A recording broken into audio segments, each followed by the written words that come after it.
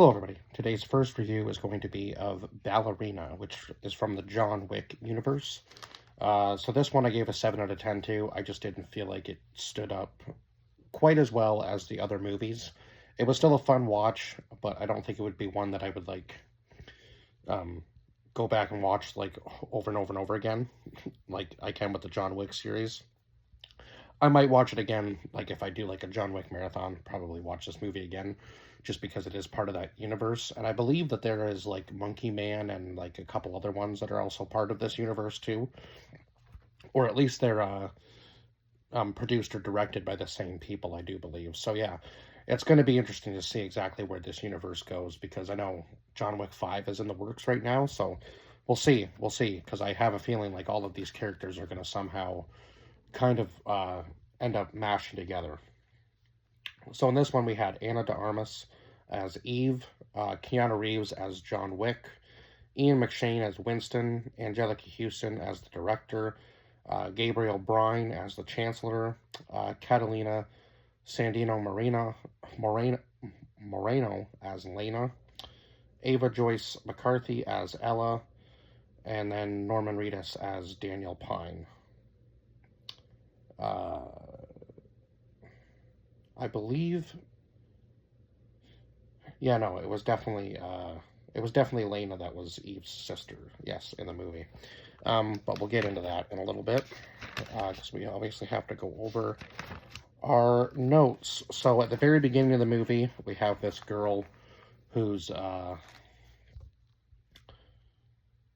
this girl and her father who are being attacked by a group of mercenaries, or at least it looks that way. So we find out that it's some sort of tribe, I guess, that was after her father, and for whatever reason, I don't know exactly like what he had done to like cross them or whatever, but yeah, he had clearly done something that they weren't too happy with, so they ended up killing him, right? Um, so I guess basically like he's given a choice by the leader of this tribe to either take the life of him and his daughter, uh, or take his own life. And his, I believe, like it was either, oh yeah, it was either take the life of him and his daughter, or try to take the life of the tribe leader, and then obviously both of them would be killed, right? Um, Unfortunately, he does try to escape, but he is killed when he escapes. And I know that he gets his daughter free, obviously, and then Winston meets up with her and kind of takes her under like his own care as like a father figure to her anyway. Um, and then he gets her into the Ruska Roma. So yeah, her fate was kind of sealed, I guess, a little bit because her father was obviously working with Winston too. So he was part of like the Continental. So we know now that he is like a like an agent working for the Continental, the same as John Wick. So I don't know whether he was also working with the Ruska Roma too or not, but the director tells the girl that her path is with the Ruska Roma, so she becomes like a ballerina, working under the director, and then when she gets older, she goes through like all this very grueling training to prove that she's ready for her first contract. The last task for her to do was like sit across the table and see if she could like basically build the gun and shoot the person across the table from her quicker, which she was just in the nick of time, sort of thing there. But in her training, they tell her to like fight like a girl, so definitely not fight fair, like change every scenario into like your own advantage, which I thought was cool because obviously, as like, there's nothing wrong with this, but obviously, as a girl, she's going to have to use like weapons and stuff, which I enjoyed in this movie, right? Because I feel like a lot of the action movies, they kind of make the female character like a little almost too invincible. They did do that a little bit in this movie, which I was a little bit disappointed in because for a John Wick movie, there was just a lot of scenes that I was like, she would have probably been hurt a lot more than that in those scenes.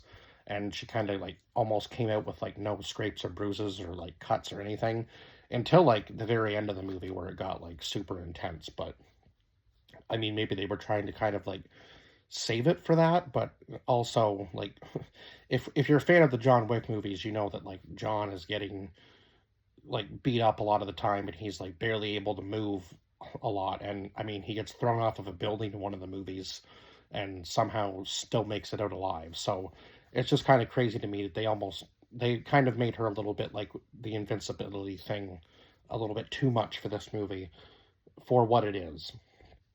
Um and yeah, I mean if you're a female lead, like there is absolutely nothing wrong with being, you know, a girl and being somewhat weaker and having to prove yourself. Like I don't see that as an issue. Like why is that? Yeah. Why are we pulling punches just because they're a girl, right? Like especially in a John Wick movie, I find like if she's getting beat up, she's getting beat up, right? Like there's no way around it. And then she kind of has to like adapt to the situation, which I mean they did do that, but I feel like they kind of made her a little bit too strong in certain situations, just for how much she was getting beat up in this movie. Um, so she does her first contract successfully. She is able to protect her contract, and then 2 months later, it would have been cool to see the action scene like from the 2 months later thing where it's like kind of playing it backwards. But now it seems like not only is she hunting people, but she's also being hunted herself, sort of thing. Uh, Turns out she's being hunted by the same men that had killed her father. Now, or she was just kind of like in the mix of whatever was going on with that tribe and whatever other mission she was doing. But now she's knows that that she's close to these guys, right? So she's going to try to go after them in any way that she can. Of course, she then goes to the Continental and meet with Winston, telling him that she's looking for the tribe that killed her father. He kind of tries to warn her, you know, not to do it, as well as the director already did, right? Um, so of course, Winston being Winston, he does end up sending Eve to Prague to meet with Daniel Pine, who I guess was working for these guys at one point in time. Um, Now Daniel asks Eve to take care of his daughter, like protect his daughter, in exchange for the location of the tribe that killed her father. So that was at least nice of him, seeing that he's kind of like solo now, obviously, and the only thing that matters to him, obviously, is his daughter. So yeah, it was important to him that she was protected. Um, th- and then on her way to the village, um, she does. The director calls Eve and tells her to turn back. Obviously, Eve doesn't. Eve isn't going to follow that rule at this point. Like she's too far into it to even think about turning back. Right? Like she's very close to her goal, and I know she's going against obviously like the Ruska Roma rules. Um, and she almost got in trouble for doing business at the one Continental, but she didn't kill anybody. It was just everybody else around her, so they ended up being shot right on the spot. Um, so when Eve gets to Hallstatt, the whole town is after her. Like this town is just filled with assassins, which was just absolutely crazy. And obviously, the chancellor that was living there, that was the one that ended up getting her father killed at the beginning of the movie. Um, she finds out that her sister is actually working for them. So I guess I don't know when they were separated. Like they never really truly showed that. I don't think, but somehow they were separated, and she went with the like her sister went with the tribe, and then she went with the Ruska Roma. So they were kind of like following the same path, just under different people, which is just so weird. Um, so the chancellor then calls the director and says that if this doesn't stop, that there's going to be consequences, and the director doesn't want any bloodshed between the two of them, right? So she sends in somebody that can take care of the job. So she sends in John Wick. So it was cool to see Wick in this movie. Now, this is kind of following like the exact same timeline, I believe, as like, was it the first one when he goes and punches his ticket? I think it might be. I think it might be. So this is like along the timeline with the first one, because they did meet at the Continental, or at least they met at where the Ruska Roma, wherever that base was. I can't remember if it was. No, it wasn't in the Continental. So yeah, because John goes to the Ruska Roma to punch his ticket, right? To like basically kind of put himself out of the family, and then I remember in the third one he has to go uh, find somebody that he can get into it, so that he can get back into the family again. So very weird. Um, no, it was the fourth one that he does that in, wasn't it? Yes, it was. Uh, so anyway, I'm getting all the movies confused now.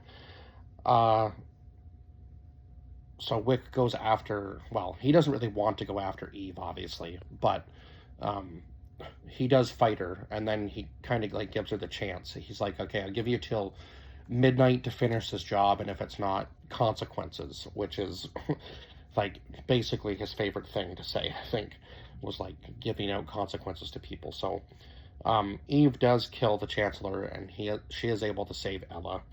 And because of that, John doesn't have to kill her because now the Chancellor is dead. So that pretty much prevents any further actions between them and the Ruska Roma, right? So Wick makes a call to the Rector telling her that the Chancellor is dead, so she's happy enough with that. Um, she's happy enough with that Eve can kind of like move on, right?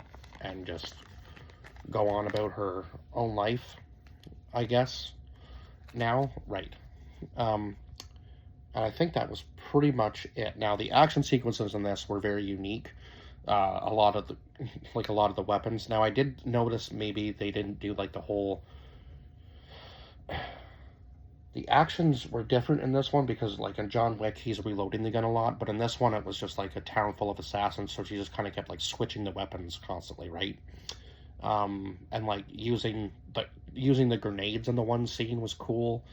Um, and like yeah, she was using like a lot of the environment around her in the action sequences, but again, she was getting beat up a lot more than John Wick was, and even John Wick got beat up a lot in these movies, right? Like shot, stabbed. And I'm not saying that didn't happen to her, but again, like a lot of the times she almost seemed like she was coming out of the situation with like almost no wounds. So it was kind of like, were they scared to like make her look defeatable in a sense?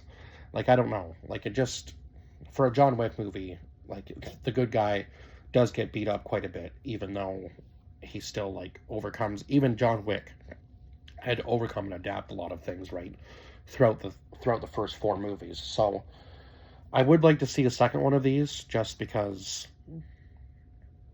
I think there's potential with this character, right? And obviously, I feel like she's probably going to be in the John Wick 5 movie. I mean, along with all the other characters, right? It just would make sense. But anyway, what else can I say? Like, the soundtrack was pretty decent for this movie. What other action sequences were good? Like the scene with the skates, where she's using the skates or whatever, to fight off the people. Yeah, and the grenade one was probably like the two best action sequences in this movie, I would say. But yeah, I mean, she definitely had to. It was kind of like almost like a carbon copy of what happened with her father, right? Like she gets captured and then has to like escape. But it was still cool to see her like use weapons and stuff, so that she knew that she wasn't going to win a fight like in hand-to-hand combat, so she had to like use her environment and kind of like adapt as she went with her fighting style, which was cool to see, because a lot of movies probably wouldn't do that now. They would just make you think that, you know, the female lead was like super powerful and everybody else just seems a lot weaker. But in this one, they weren't scared. They weren't scared to make her weak, but it was almost like they were scared to make her look like she was getting too beat up, which was weird. Until like the very ending of the movie, when she's fighting like, hundreds of people and she has to go through everybody. But other than that, yeah, there wasn't really too much like blood on her. So I would like to see another one of these where they kind of like don't pull any punches whatsoever, because yeah, it would just be a better movie if she was like, getting beat up, but also at the same time actually looked like she was getting beat up in a lot of these scenes. But it is what it is. As far as that goes, I'm not saying this movie wasn't violent, because it was. There was a lot of blood in this movie. So they weren't pulling any punches when she was, kicking butt. But yeah, I just felt like maybe they did a little bit of that with her when she was getting beat up. But other than that, I did enjoy this movie. It was enjoyable enough. 7 out of 10. And I guess I will see you guys in the next review. Bye bye for now.